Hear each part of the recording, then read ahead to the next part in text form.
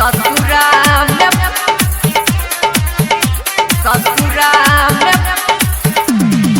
DJ Rakesh राज, DJ Rakesh राज। भूल गेलौगे। अभी आप सुन रहे हैं स्टार सिंगर आरके राजा को। कोन टॉनिक देलकौ भतरा झूला जे ना झूल गेलौ हे गे। कोन टॉनिक देलकौ भतरा झूला जे ना झूल गेलौ हे गे। अनई हर में सटकल छेलो ससुरा में भूल गेलौ हे गे। अनई हर में सटकल छेलो ससुरा में भूल गेलौ गे। कोन टॉनिक देलकौ भतरा झूला जे ना झूल गेलौ हे गे। कोन टॉनिक देलकौ भतरा झूला जे ना झूल गेलौ हे गे। अनई हर में सटकल छेलो ससुरा में भूल गेलौ हे गे। अनई हर में सटकल छेलो ससुरा में भूल गेलौ गे। ससुरा में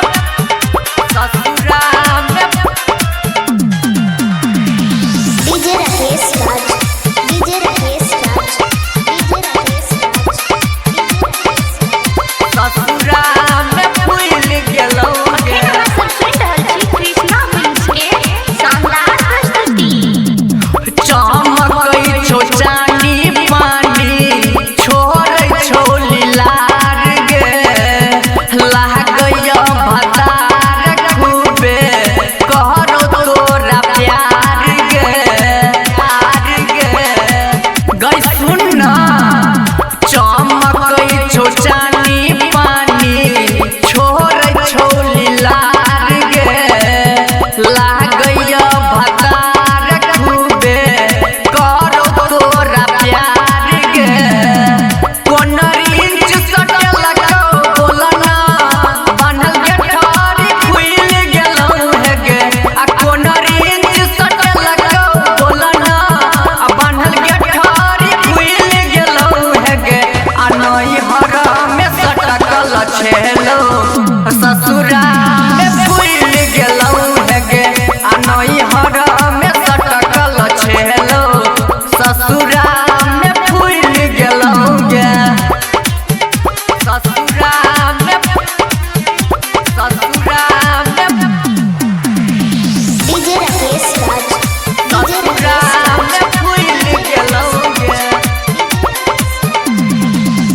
राजुए यादव के नहीं हाथ लाग देले।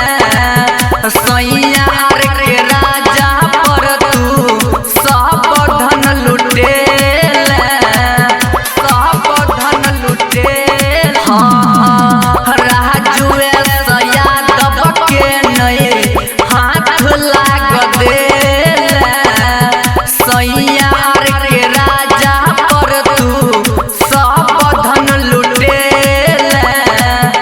बचे से जोगाल जवानी अभी होती में ढुल गेलौ हे गे।